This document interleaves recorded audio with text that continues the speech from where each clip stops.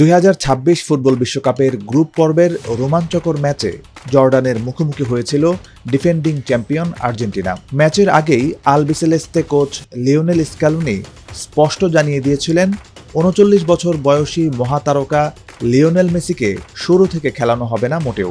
সেই রণকৌশল অনুযায়ী প্রথমার্ধে মেসিকে বেঞ্চে রেখেই মাঠে নামে আর্জেন্টিনা। তবে অধিনায়কের অনুপস্থিতিতেও প্রথমার্ধ জুড়েই দেখা গেছে আর্জেন্টিনার চেনা ফুটবল শৈলী ও আধিপত্য। ম্যাচের 19 মিনিটেই জিওভানি লো সেলসোর দারুণ এক ফ্রিকিক থেকে লিড নেয় আর্জেন্টিনা।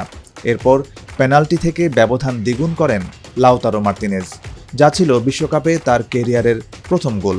হুলিয়ান আলভারেজ বক্সের ভেতর ফাউলের শিকার হলে এই পেনাল্টি পায় আলবিসেলেস্তেরা। তবে দ্বিতীয়ার্ধের শুরুতে ম্যাচের 55 মিনিটে এসে জর্ডানের বদলি ফুটবলার মুসা আল তামারির এক দুর্দান্ত গোলে ব্যবধান কমায় জর্ডান। এই টুর্নামেন্টে নিজেদের খেলা 3টি ম্যাচেই গোলের দেখা পেল তারা।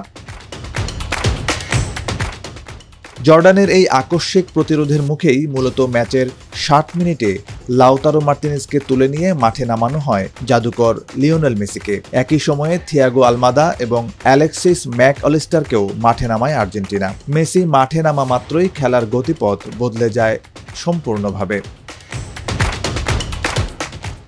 ম্যাচের শেষ ভাগে এসে জর্ডানের রক্ষণভাগের দেয়ালকে বোকা বানিয়ে আবারও ফ্রি কিক থেকে এক অসাধারণ গোল করেন লিওনেল মেসি।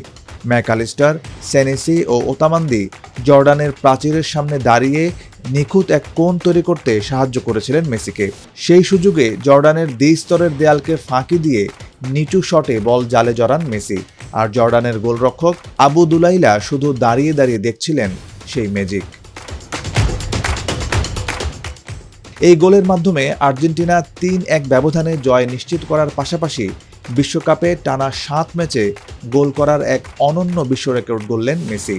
এর আগে 1958 সালে ফ্রান্সের জাস্ট ফন্টেইন ও 1970 সালে ব্রাজিলের জেয়াজিনহো টানা 6 ম্যাচে গোল করার এই কীর্তি গড়েছিলেন। খেলার শেষ বাঁশি বাজার পর 3-1 গোলের এই জয় প্রমাণ করে যে 39 বছর বয়সেও দলের জয়ে মেসির নৈপুণ্য কতটা অপরিহার্য।